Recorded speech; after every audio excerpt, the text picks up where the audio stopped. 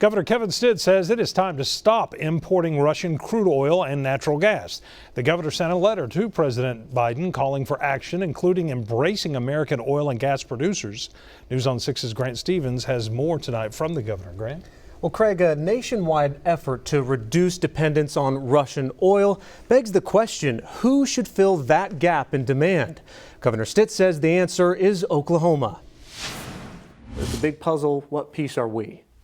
Well, Oklahoma, number one, we're number 6 in oil production, number 4 in natural gas. Governor Kevin Stitt says Oklahoma is an energy powerhouse, ready to meet an increased demand in oil and gas. Why is it particularly pressing that we start making these considerations right now? We're buying, 750 to 1 million barrels a day from Russia. You'd like to see that number at 0. We'd like to see that number at 0. He says he isn't getting much support from the federal government. We're buying oil from people that don't even like us. We're fueling this economy over there that's now attacking a sovereign nation in Ukraine. And I simply am asking the president, hey, let's stop this nonsense. It doesn't make common sense for people in Oklahoma. When we have workers and we have assets here in our state, to fuel America. Stitt's letter to President Joe Biden addresses concerns he has with the administration's energy policies that he says are too restrictive on American producers. He brought up the Keystone Pipeline, which he says could be a part of the energy independence solution. They could deliver all of that oil right through Cushing, Oklahoma to refineries here in the United States,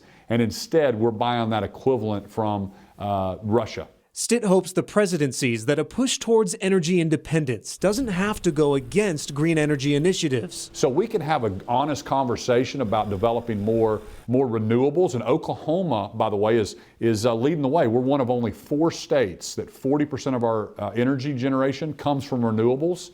So we're an all-of-the-above approach.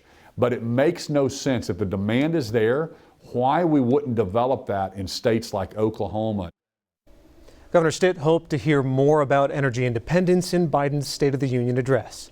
Grant Stevens, Oklahoma's own News on 6.